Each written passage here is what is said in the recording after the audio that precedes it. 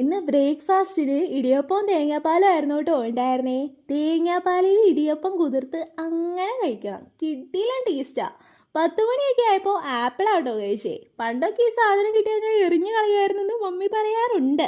ഇപ്പം എന്തായാലും എനിക്കിഷ്ടാട്ടോ. ഇന്ന് ലഞ്ചിന് ചോറിനൊപ്പം സാമ്പാറും ബീൻസ് തോരനും നാരങ്ങാച്ചാറും ആയിരുന്നു കേട്ടോ ഉണ്ടായിരുന്നേ. സാമ്പാറിൽ വെണ്ടയ്ക്ക ഫെസ്റ്റിവൽ ആണോ എന്ന് നോക്കണ്ട കേട്ടോ, എനിക്കിതിൽ വെണ്ടയ്ക്ക നല്ല ഇഷ്ടമാണ്. പിന്നെ നാരങ്ങാച്ചാറും ചവർപ്പില്ലാണ്ട് അമ്മ ഇറക്കിയിട്ടുണ്ടായിരുന്നു, അതുകൊണ്ട് അതും അടിപൊളിയായിരുന്നു.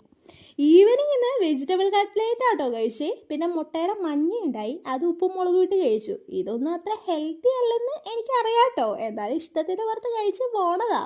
പിന്നെ ഗുബൂസ് ഉണ്ടായിരുന്നു, അത് അമ്മ ഹോം മെയ്ഡ് മയോണൈസ് ഉണ്ടാക്കി തന്നേ, അത് കഴിച്ചു.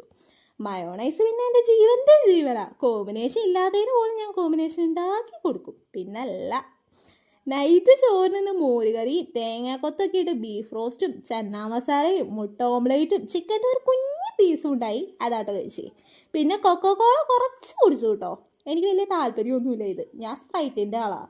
അപ്പോൾ വീഡിയോ ഇഷ്ടമായാലെങ്ങനെ കൂടെ കൂടുമല്ലേ.